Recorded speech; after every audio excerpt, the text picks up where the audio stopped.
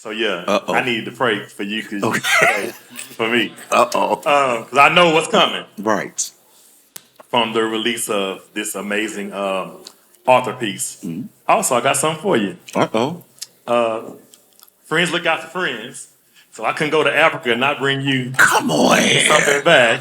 Look at that. Look at that. So next level, when you start doing that in the pulpit tomorrow, just I'm going to use it at home when Ezra start driving me crazy and I'm going to do my woosaya.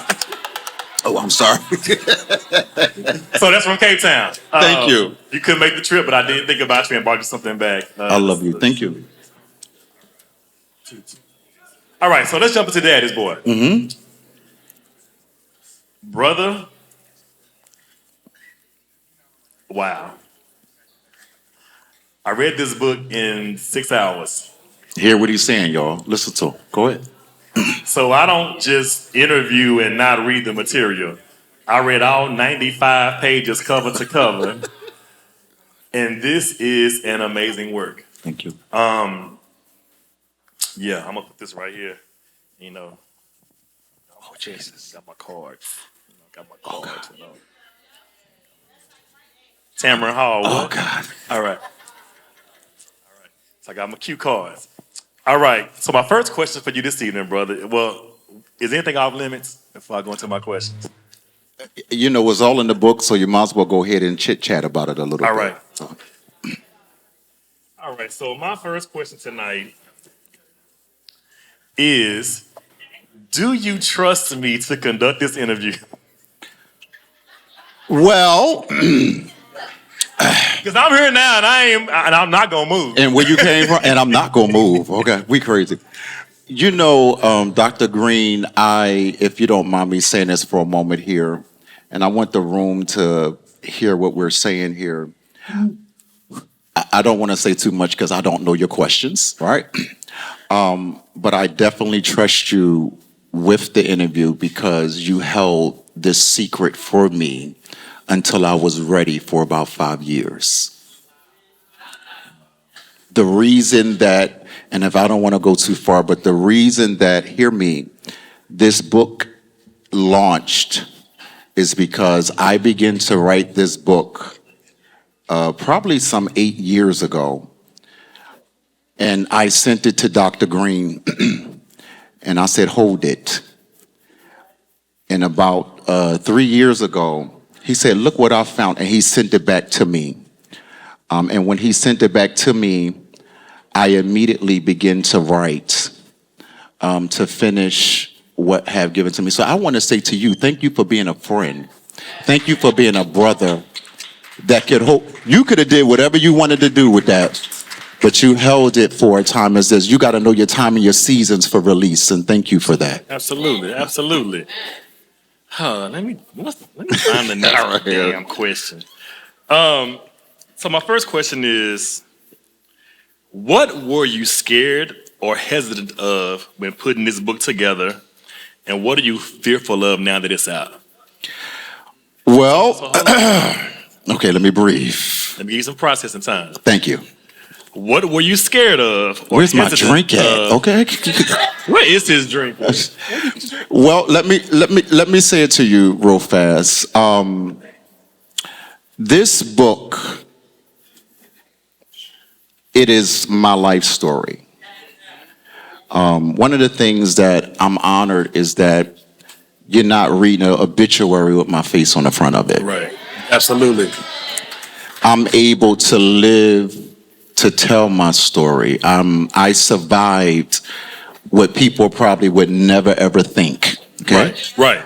And so when I began to do the book, I did it in private.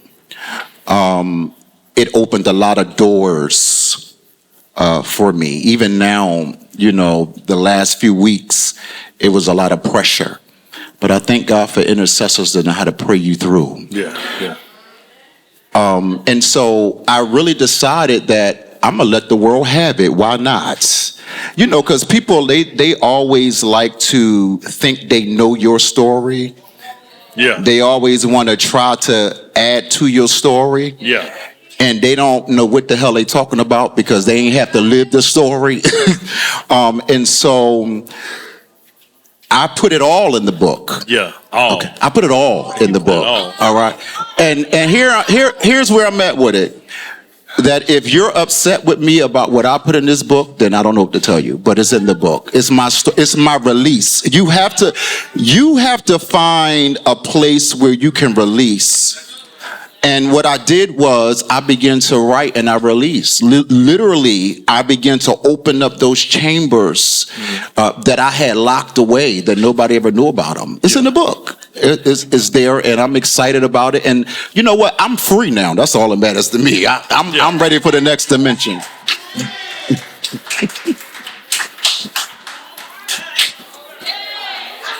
So this is the problem I had with your book. Okay. The problem I had with your book is you would be telling your story, and then you go into a whole moment like that, and then you bring it back like, okay, now let me get like it's really your story, but also a self-help book as well, because you actually were ministering in the book as well. You told your story in like the first part of every chapter, then the second part of it was hold on.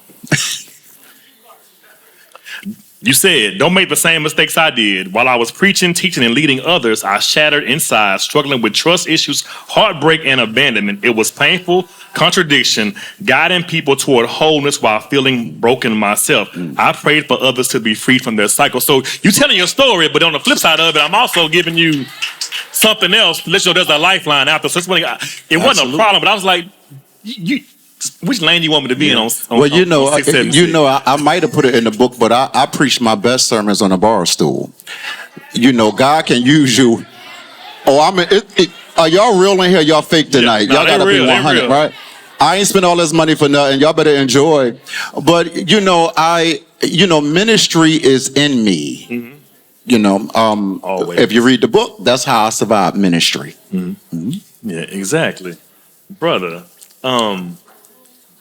Now I'm putting on my other hat. Yeah. I know you as a very private person. Mm-hmm. How freeing was it for you to tell your own story on your own terms? Well, it took years. You know, again, this book has probably been in the making for the last 10 years. I was even writing the book as I was going through my storms. It was like, people, you get those diaries and you write all your daily journals. Literally, I was writing journals to create this book.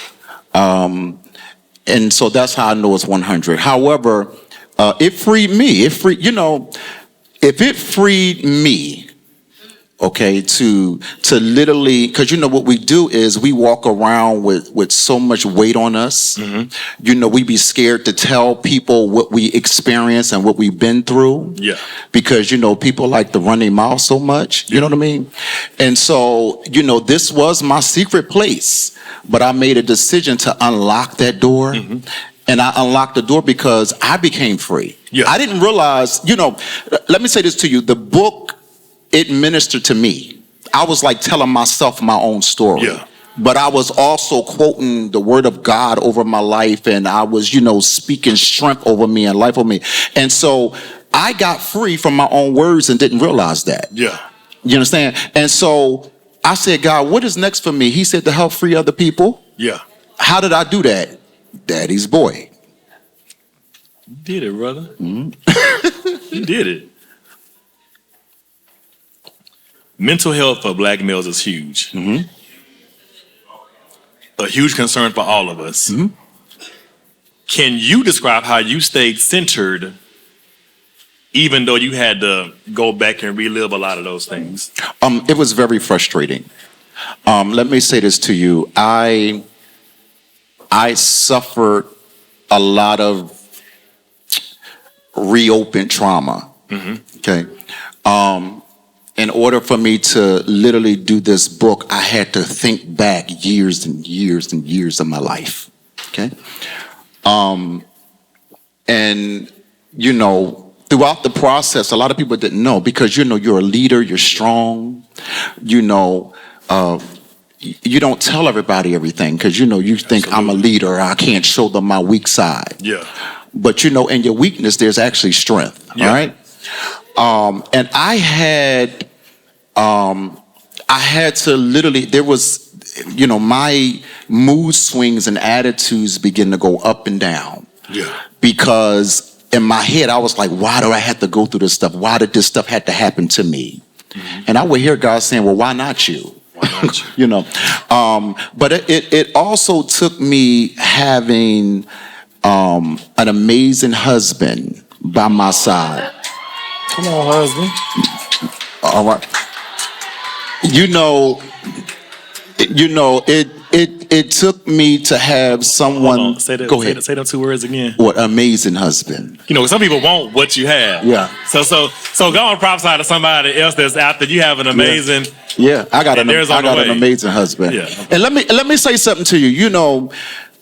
This is what I learned. God will give you not what you want, what you need. Okay? A lot of the times we don't understand what we need in certain moments of our life. Okay? We say, that time is up, that season is up. Well, it happens. You go through seasons, you go through times, right? But at the same time, I had to have someone beside me that understood me spiritually. Yeah. People can understand you naturally, but it ain't all about laying in the bed and doing all that stuff. Yeah. I need somebody that can say, get up, you got this. Yeah. Let's eat breakfast, let's eat dinner, let's get up, go to the gym, find something to do. And encourage you. And that's what Sir Ezra did for me. And this is how I made it through my process.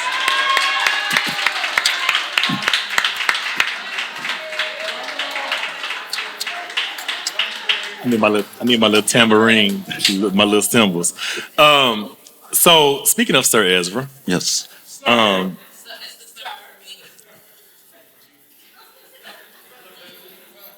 I'm gonna say this to you and Ezra publicly. Mm-hmm. And it's on my notes if you want to read it. I want to apologize to you and Sir Ezra. Mm. And I'm saying that from the lens of your friend, Yes. of your brother. I want to apologize to you both, and I'm saying it from a lens of being resistant to you all becoming a couple initially. Wow.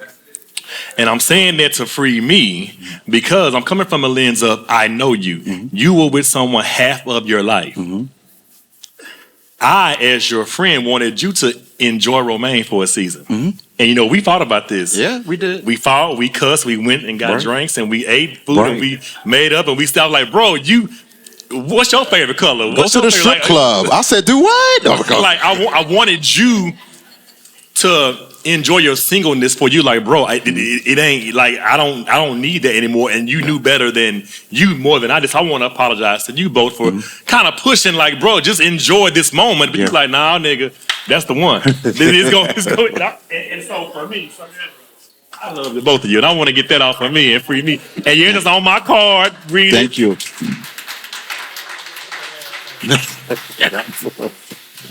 I ain't flipping. It's on my card. I love you, Ezra. My next question is, this is a good one. Uh-oh. Being the father of a son, what steps would you suggest a parent take so they don't become a daddy's boy? One of the things that I learned, my daughter somewhere, she was bartending. I got a question about her too, but yeah. We stay in your lane. So I know I don't want to go too far, right? Because I can't rap. One of the things that Ian has taught me is patience, because I was a terror as a child. All right, leave it alone. Shh. Sharon said, a terror. All right, that was my special care worker. They had to call her for everything to come get me. All right. So, but Ian taught me patience.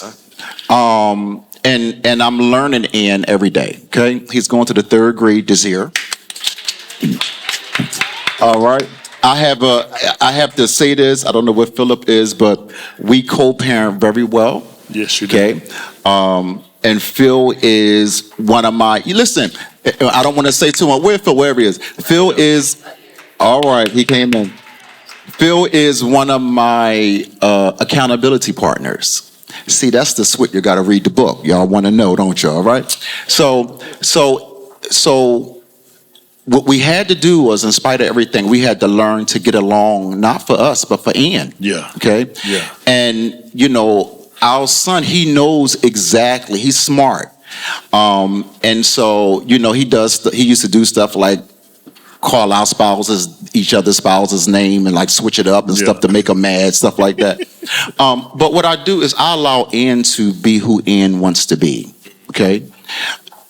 I think a lot of the times when parents have children, we try to dictate their lives.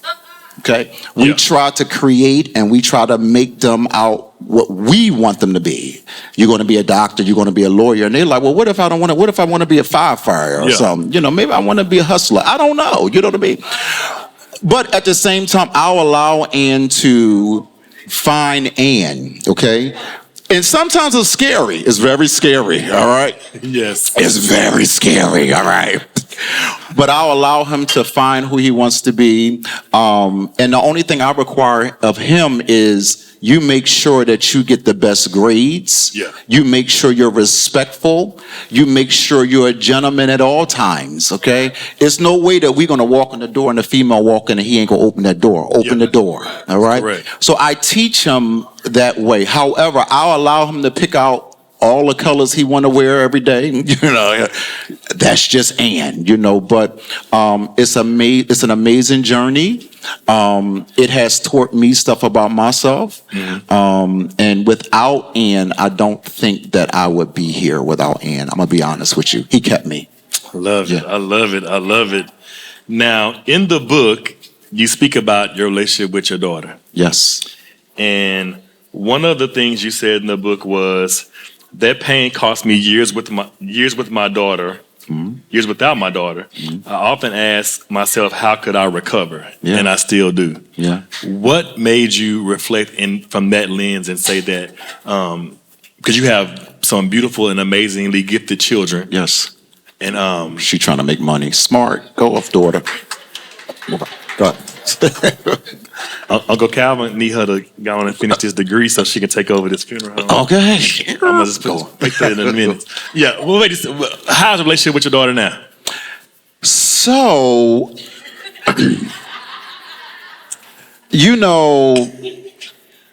let me just go back for a moment here. Let's go back. All right. I don't know which way to go when it comes to my daughter. Because my daughter, we like good Judies. You know what I mean? That's my good girlfriend. Yeah. You know what I mean? We talk and gossip and I forget that's my daughter a lot of the times. You know what I mean? But we have an amazing relationship. What I've learned over the years, me and her, her mom, which is my good sister, you understand? We had our experiences. Yeah. And so it affected my relationship with my daughter because I disliked her mother, okay? And it caused me to dislike my daughter. Yeah. Y'all hearing this, read the book, all right? And so it affected me and my daughter growing up. This is one of the things my daughter said to me. We had a yelling match. And anybody that knows me, I'm going to let you yell a little bit, right, Bria? All right. And we had a yelling match. This was years ago. And she said to me, she said, Daddy, she said, your job is to protect me. She said, you're supposed to protect me. Yeah. And when she said that, my whole life changed because I said I was taking out on her stuff that, me and past relationships has been through. Yeah. But I wasn't protecting my daughter. I wasn't protecting her peace. I wasn't protecting her growth. Yeah. And so now, somehow she still thinks she's insides. But she's my brat, and she comes to me. She's spoiled. So, but she comes over the house. She does stuff like this. Dad, did you eat today? I'm like, no. All right, I'm going to get us some crabs. I'm gonna make us a drink. We gonna chill out. I'm bringing a hookah.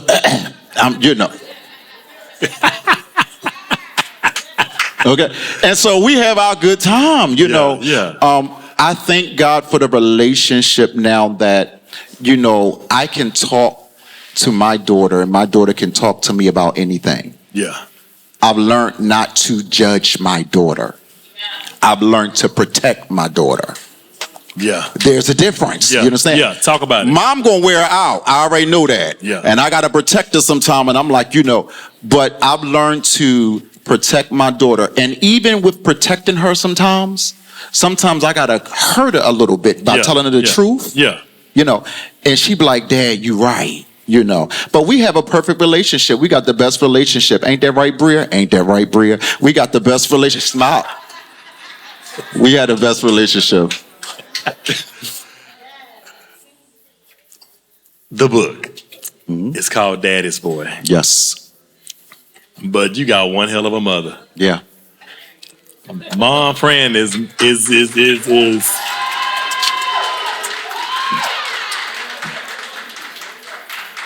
GOAT. Yeah.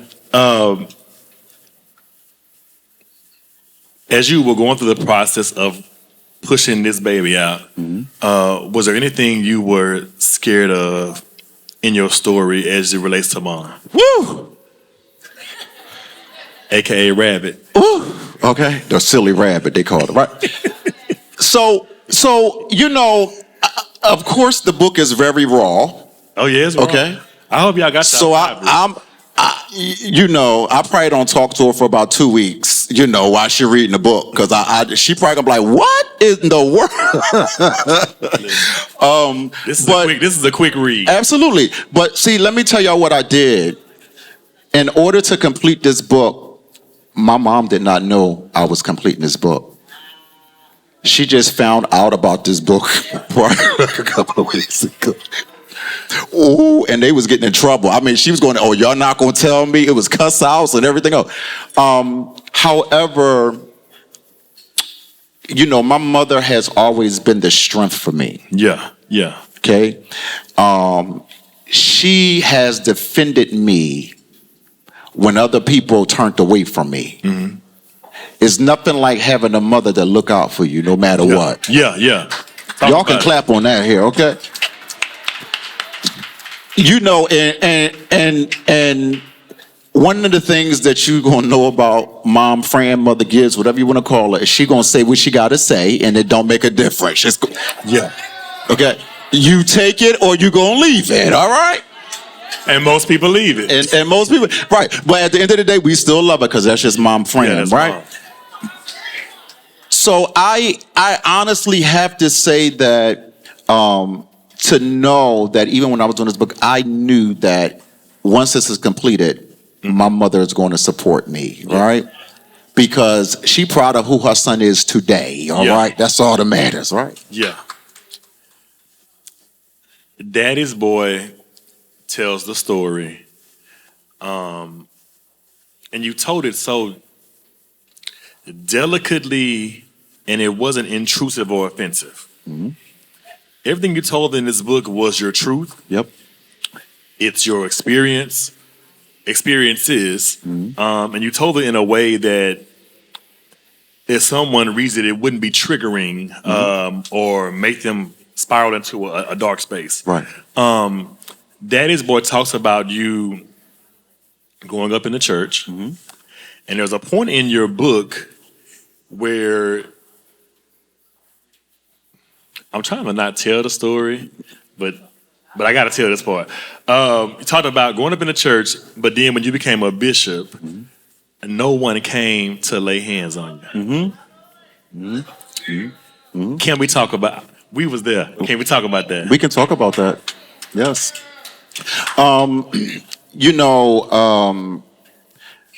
Dr. Green, some processes, Bishop Gooden, you have to do by yourself. Okay? You have to sometimes face that empty room. Yeah. You know, you have so many voices around you, but nobody's there. You see what I'm saying? And it hurt. I'm going to tell you the honest to God truth about that. Yeah. Consecrated in 2017, right? Yeah. I called on a lot of names. Yeah. Talk about it. Thank you. I called on a lot of names. Some of them names to this day I serve. Some of them names to this day I serve under. They did not show up for me. Yeah. Okay? All right? I have, and I don't talk about it in such a way, Q, but I have been a blessing to so many people. This is true. And they did not show up for me. Okay? Even tonight, some of them did not show up for me. A lot of them didn't. Yeah. Okay? But I'm out here now, and you know what I mean? Yeah. And if I got all this love in this room, imagine what God is going to do, right? That part. Right? So here is the killer, and I've been waiting for this moment to have my moment, all right? This is your moment. Thank you. Wait, hold on. Before your moment, but y'all here, get your phones out. This is the moment. Yeah, this is the moment. So hear me clearly. This is what I have realized, Mother Gibbs, that people will attach themselves to you Yeah. to try to dim your light so you don't outshine them. Oh, y'all hear what I'm saying? I said people will attach themselves to you to dim your light so you don't outshine them. Here it is. But here it is. I started out this process by myself. Yeah. And I don't want to go Bible, but Job said, naked I come and naked I go. Yeah. Okay? Everything that you see here, this book, this process, you know, I have attached myself and I have reached out to people to help me to forward the book. I have reached out to people to help me to get wisdom and insight on the book. It was a lot of negativity that came back. Yeah. Okay? Yeah. But I realized what it was. Yeah. You don't want me to outshine you. That's what it is, right? Correct. And so at the end of the day, you can be by yourself, and I don't care how much you by yourself. You can do anything you put your mind to. Do y'all hear what I'm saying? You don't need an audience. You don't need all that. You're saying, so now that I'm where I am, it's just wisdom, Dr. Green. Yeah. You know, I'm smarter, I'm wiser. And here it is. That Bible talk about discernment, Maryland. I got that discernment. So now niggas don't try to come around me now and try to be on my side. You ain't want to help me all along, so now you want to help me. Listen, if I got to go by myself, what Tyler Perry say? I can do bad all by myself.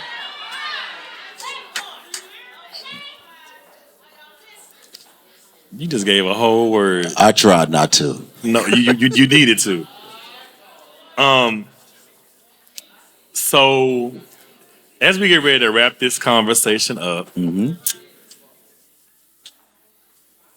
know your brother. Yes. So I have an assignment for you. Okay. You just gave an amazing word to the people. I hope y'all had your cameras out because I wanted to go viral. Yeah. But I want you to speak to somebody. Yeah. And I want you to tell them something that they may not have heard when they were younger. But I want them to hear it on June 14th, 2025.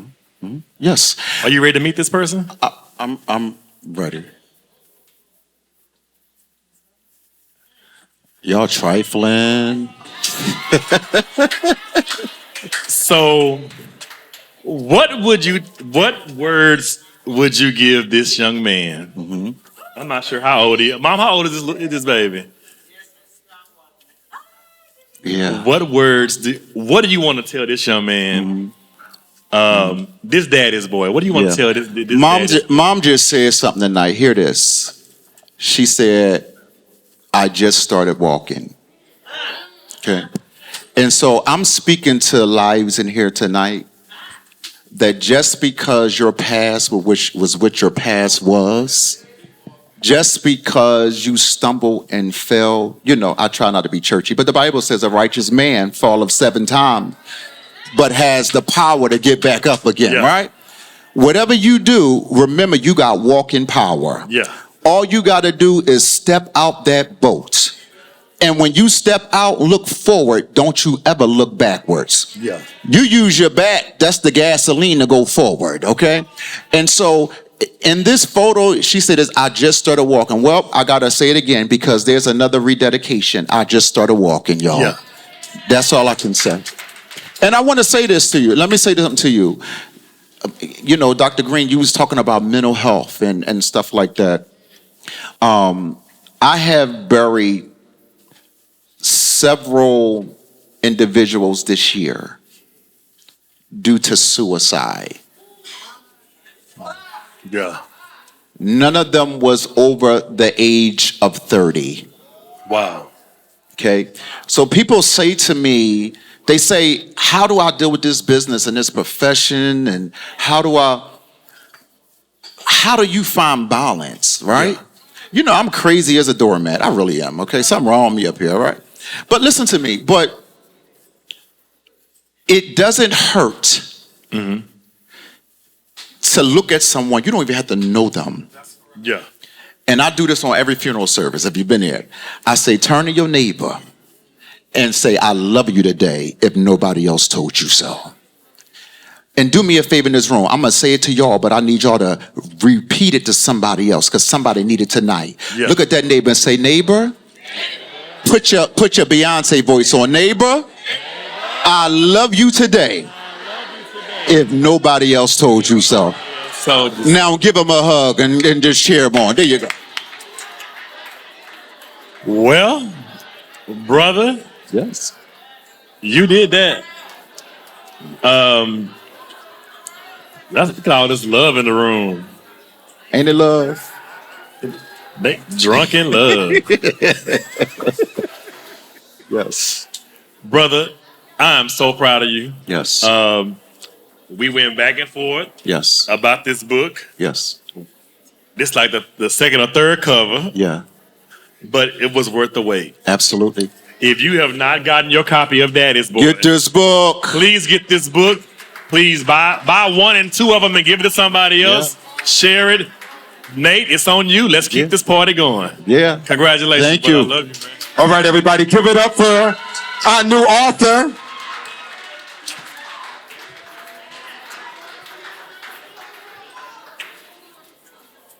All right, you guys, did you enjoy that interview? Are y'all inspired? One thing about tonight, even though we are here for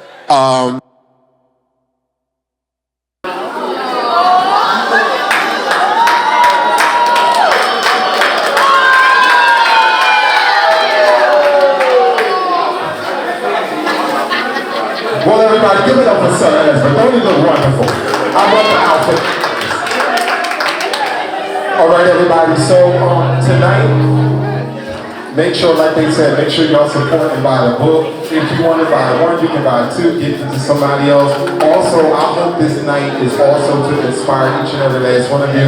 Inside of every one of you, there's a story, there's a book, and I hope tonight encourages you to come out with your story and come out with your book. All right? So now at this time, we're going to turn it over to Sister J here, and then she's going to sing y'all a song. What? I'm sorry.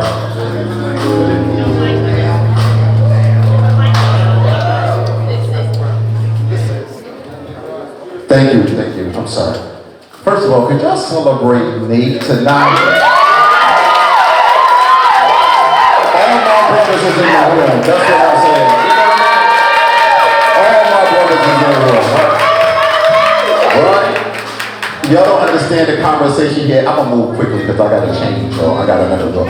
So y'all don't understand the conversation. We had to fight over his looks for a whole 3 months. They had to keep coming back out because they know I'll be naked. But listen, Latoria, could you come here real fast? I gotta do this. Could y'all help me? Listen, hold my arm, bro. Now let me say this about Latoria real fast. I'm gonna say this. Shh, I need y'all to hear this. Okay? Latoria started a business, Dreams by Life, correct? I didn't have no idea what Latoria was doing with this business, right? I had the book at the table, we was talking about it. And she said, let me see the book. I gave her this book. It was April. It was just recently, right? Okay, shh.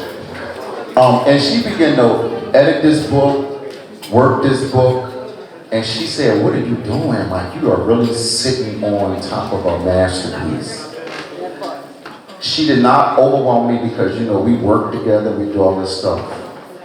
But I want to say this, and we gonna go on a vacation. She know how we do. Yeah. All right. We gonna go on a vacation on me. All right.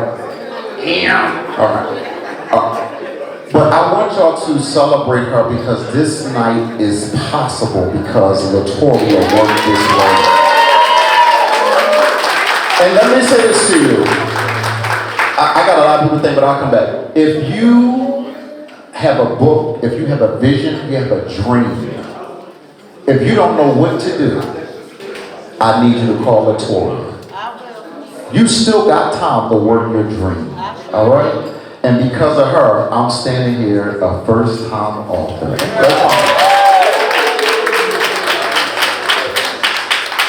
Mom, come quick.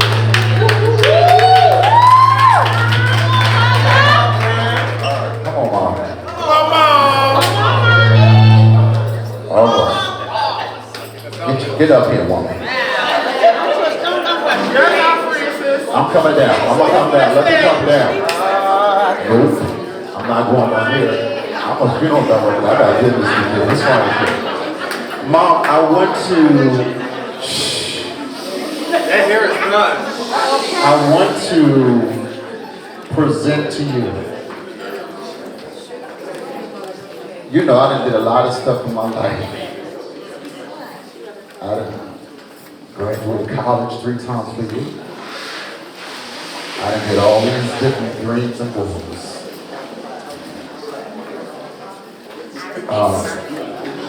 This book, Cliff, this book starts with my father, Mr. Romaine, who's no longer here with us. But I got brothers like Cliff that show up at every event. Stand up, bro. Show up. Stand up. Celebrate my brother. And so, Mom, I got some goodies in here, and I want to make sure that you have the book. You get all the stuff here. Because I know you want to add it to your shrine at home. That part.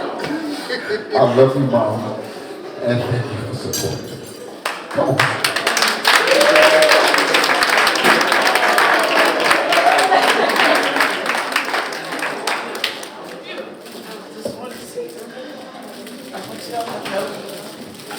I love this boy more than I can even say. At 75.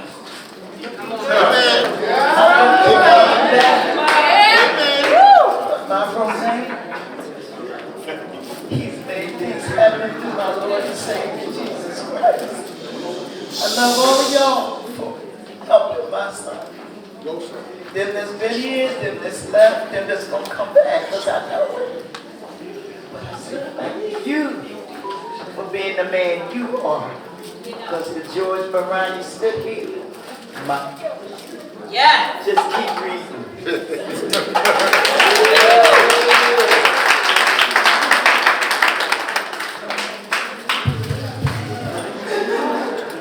Sparkle, husband. Sparkle today.